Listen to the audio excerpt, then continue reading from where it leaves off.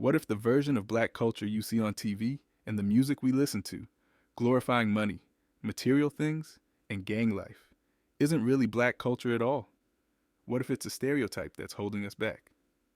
For decades, Uncle Tom has been a label used to describe those whose actions ultimately harm their own community. In other words, a sellout. The definition of a sellout is varied and complex, but for the sake of argument, we'll look at it as someone who compromises their values or betrays their community for personal gain. Someone willing to uphold damaging stereotypes in exchange for success or fame. Now, this may sound controversial, but should rappers be renamed the new Uncle Tom? In the late 1970s and 80s, hip-hop lyrics often focused on social issues, giving young black and inner-city people a platform to have their voices heard. But today, rap is often associated with social ills, reflecting a troubling shift in its narrative. Just like Uncle Tom, who began as a symbol of dignity and resilience, rap started as a powerful voice for the oppressed. But over time, both narratives were twisted into something harmful, a betrayal of their original intent. Today, we ask, is rap in its current form of violence and gang culture doing a similar kind of harm as a sellout?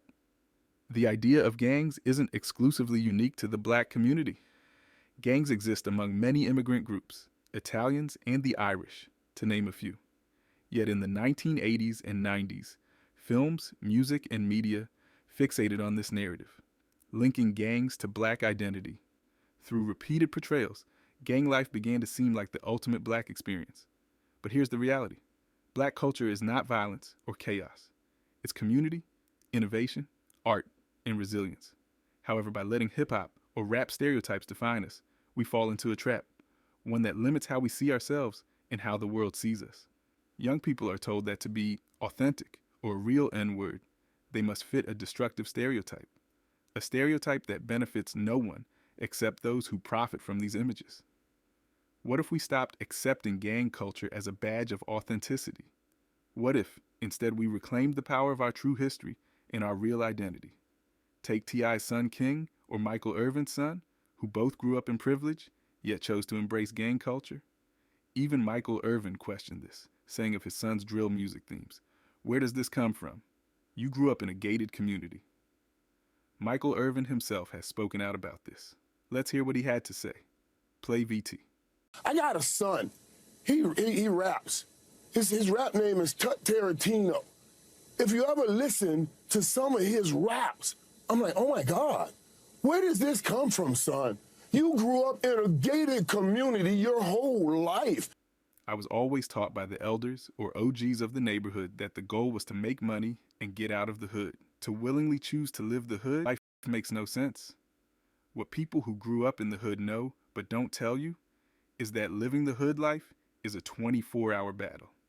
That's not to say there weren't good times, but it's also filled with a heightened anxiety because you knew at any time things could go from 0 to 100 without warning. It's that kind of stress that keeps our mothers awake at night.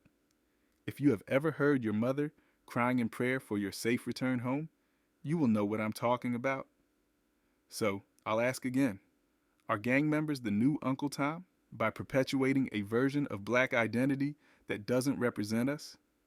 Are we betraying the richness of our culture? Gang life and music videos aren't black life. Black culture is resilience, innovation, and community. A legacy of strength forged through struggle and triumph. It's time we redefine what it means to be black, on our terms, and let the world see the real essence of who we are.